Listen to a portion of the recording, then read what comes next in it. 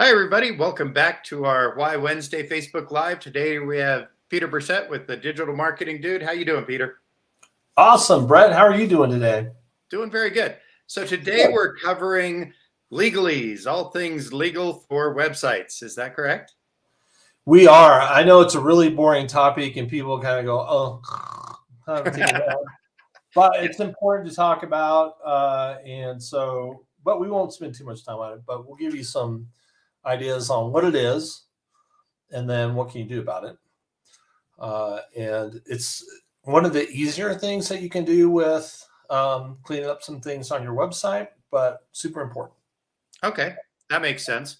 Um, so we'll just shift spots here so you can take the prime spot here in a second once you get going. But how do you get started? What do you even need? What are you even covering with this? Why do I need it?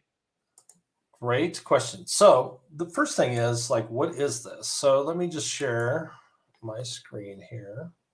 I am going to select this window, make sure I get the right one.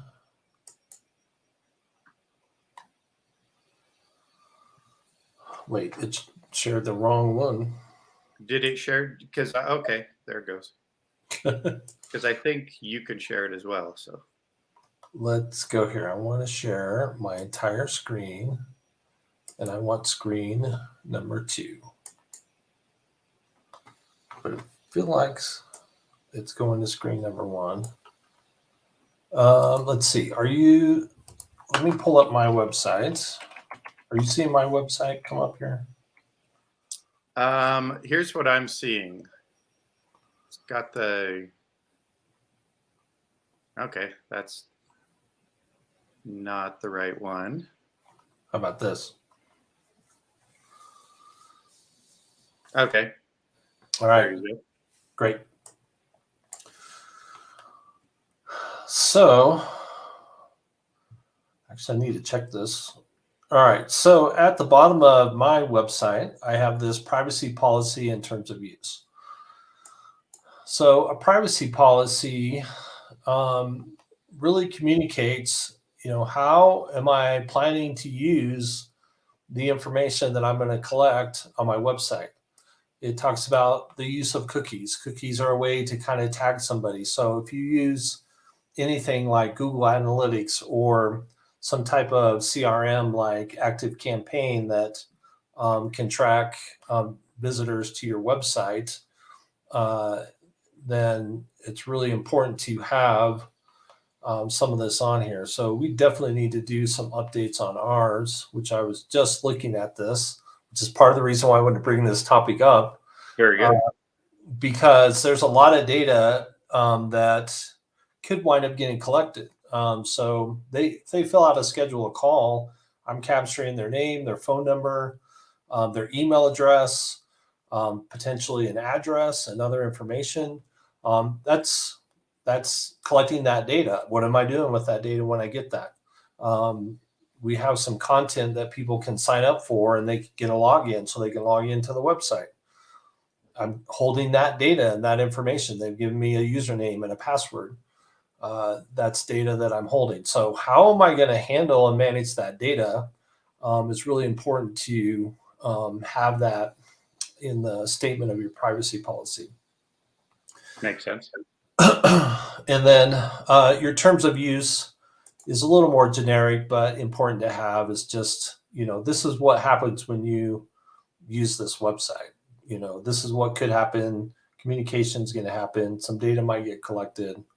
So by using the website, you're basically agreeing to these particular terms by just using it. So any kind of prominent business, definitely is going to have this. It's one of the things, since we build websites, when I look and evaluate websites, I find that it's very frequently for smaller businesses not even there.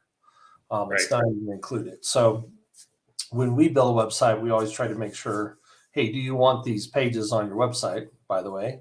And then here's some information you can review, and then we can add that to their website.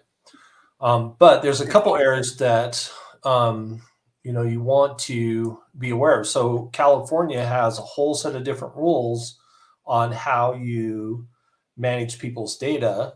And if anybody's, visiting your website, or you have clients or customers from California, then there's certain things that the law in the state of California says you need to do.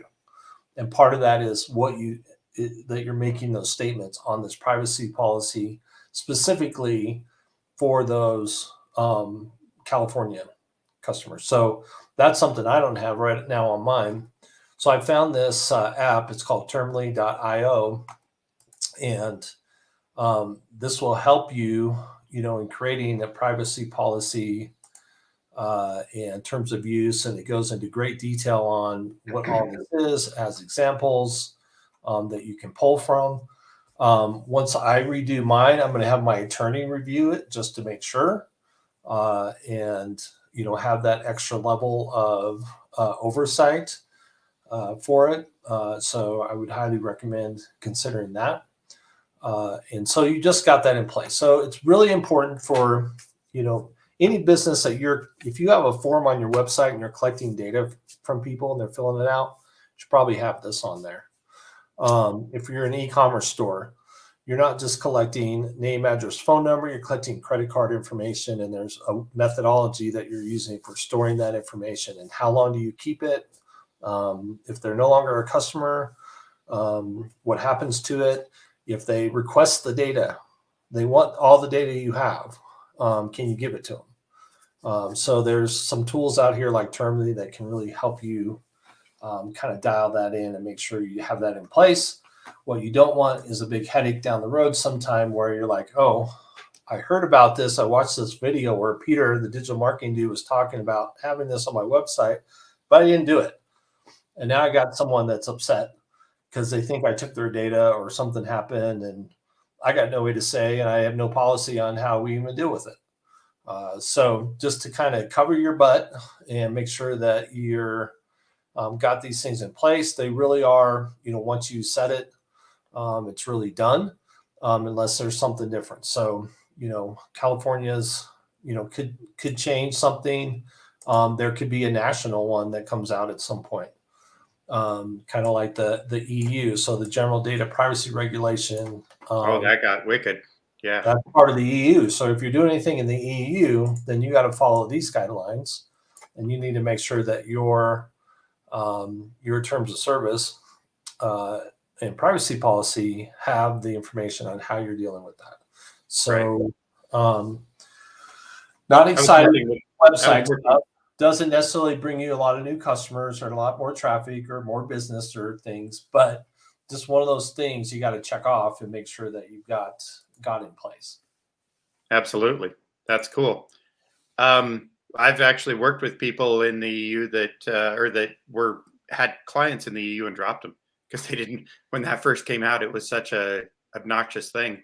Yeah. That every EU website you go to, it has a big pop-up and you got to agree to it. Yeah, absolutely. Before you can.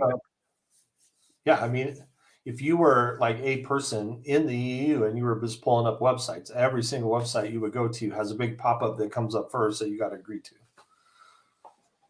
So. Okay. So let's see, we'll see if this streams because we're having a issue here saying it's having trouble streaming, but we'll see if that works.